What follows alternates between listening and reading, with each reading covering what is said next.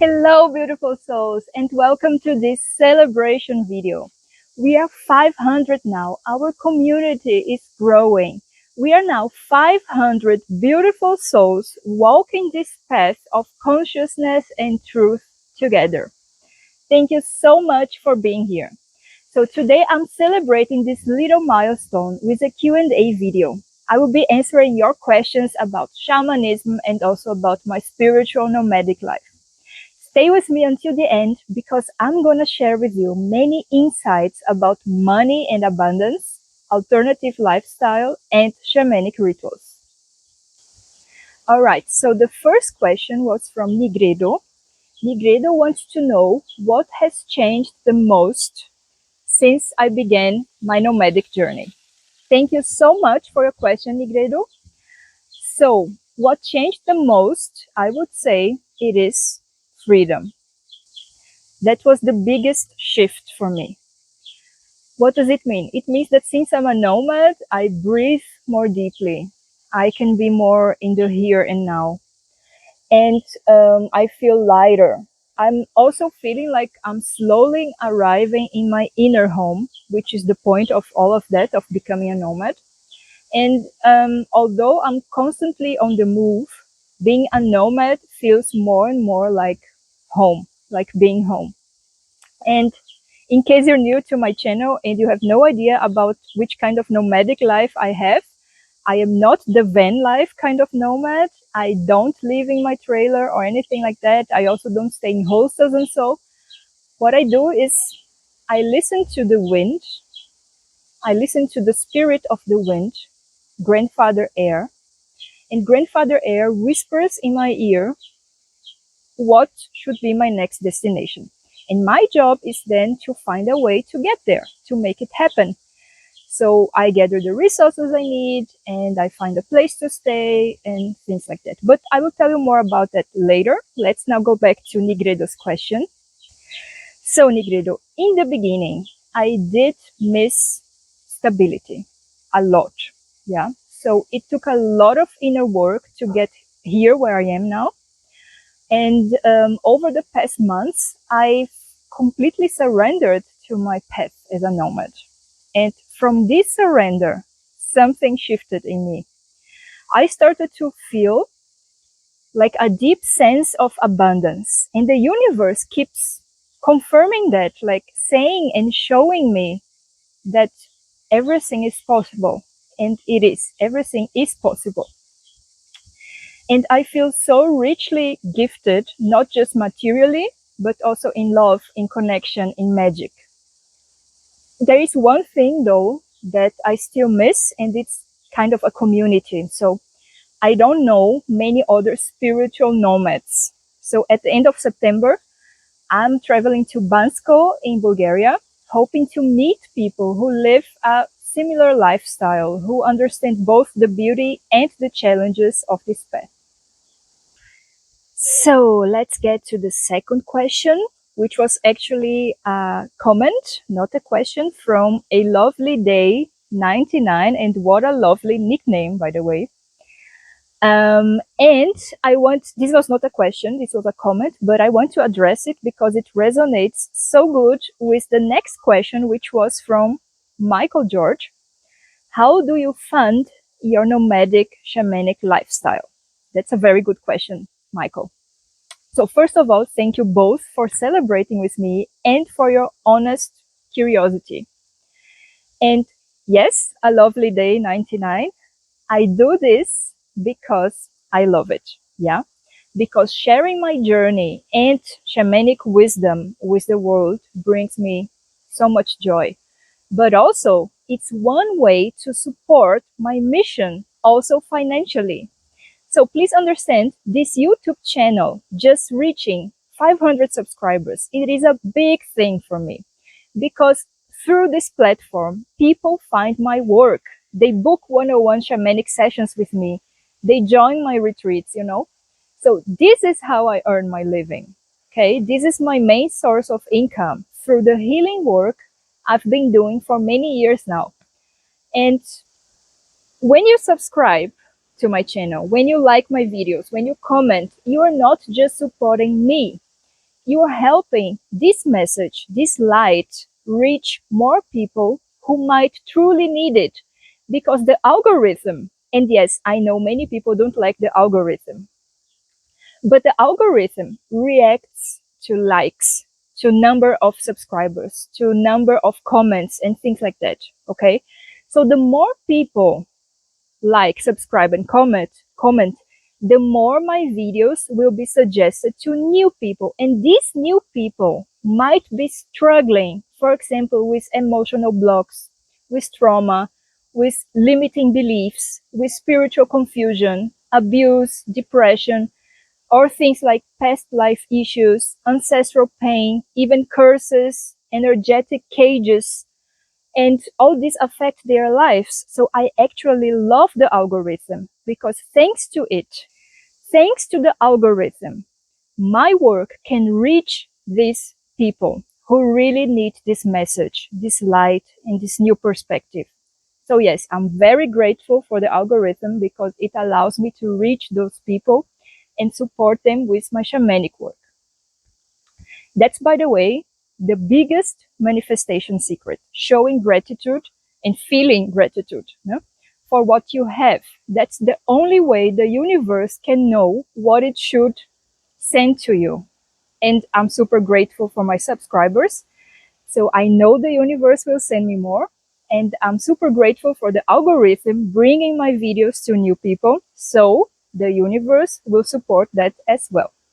By the way, if you would like to talk about a specific topic and if you would like me to make a whole video about it, use the comments to express your wishes. I look really forward to reading your video suggestions. So to answer your question more specifically, Michael, yes, you are completely right. Money is energy. And when we learn to receive, because most of us never learn it, yeah, so it is a process to get there so that we are able to really receive. So when we learn to receive, the universe sends it to us in many forms. For example, sometimes I receive free accommodation, or people just offer me things like a free tantric massage or use of their healing space for my one-on-one sessions. For example, this happened a couple of days ago, that somebody has a space, a room where they offer massage and coaching and other therapies. And they just offered me the room for a few days so I can give my shamanic sessions there for free. And I even got invited to join a retreat completely free of cost, just as a guest, like a gift, you know? And that's really amazing. These are forms of universal abundance, and I really receive them with deep gratitude. So you see, money and abundance come in different shapes, not only like cash or an amount in your bank account or something like that. So, Michael, while traveling, I don't stay in hotels, but I also don't stay in hostels because it is not my thing. Yeah, if it is your thing, then just do your thing.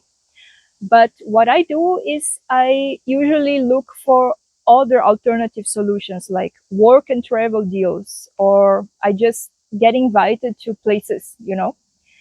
The thing is, I always need my own room because of the kind of energy work I do. I have to be very mindful of my space and who I share it with. I'm also very mindful about who is part of my life, you know, and with whom I share my energy. Why is that? Why I'm so careful with that? First of all, that's self-love, that I take such good care of my own energy. But second, my frequency is sacred and I take care of it so I can show up fully for my clients. For my work as a shamanic healer, I have to be in high frequencies in order to serve my clients with my gifts. So, and the last question was from a client who sent me the question per email. So the question is, what's the connection between outer and inner travel in my shamanic path?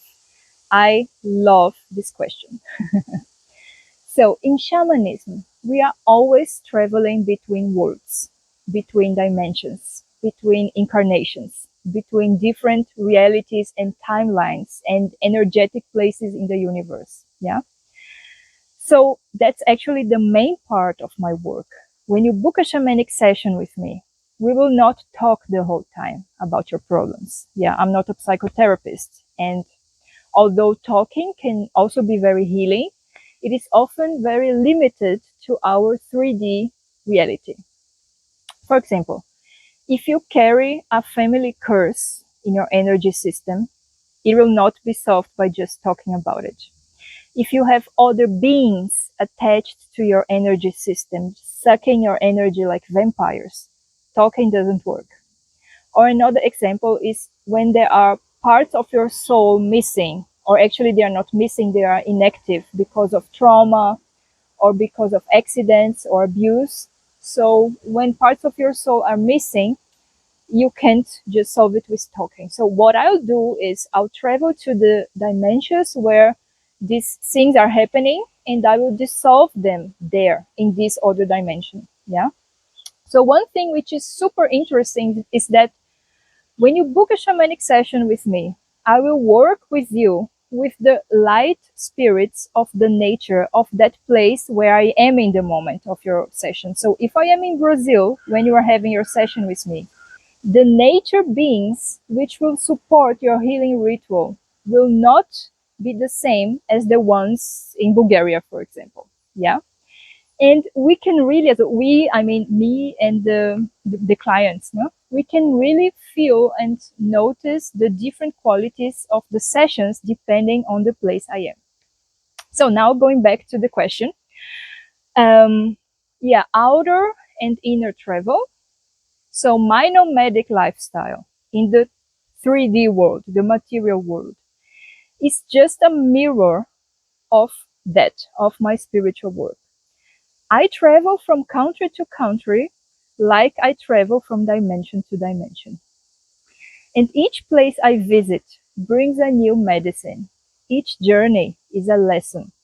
And also every goodbye is kind of a lesson or even a small initiation, especially here in Greece. Every time I leave this beautiful place, this beautiful country, I cry, even when I know that I'll be back in a few months. And also every place calls me to meet a different part of myself. So that means that my outer travels are also my inner healing, and movement becomes transformation. And I'm learning more and more to trust the rhythm of the earth and the rhythm of my own spirit. Most of all, I'm learning how to surrender more and more to my shamanic path. So, if you've watched this video all the way to here, thank you so much for that. If you want to support this channel, you can like this video, you can subscribe, you can comment, or just share this video with someone who might need a little light today. And if there's something you would like me to talk about, like a question, a theme, a curiosity, just let me know. I really read all your comments. I wish you a wonderful journey to yourself.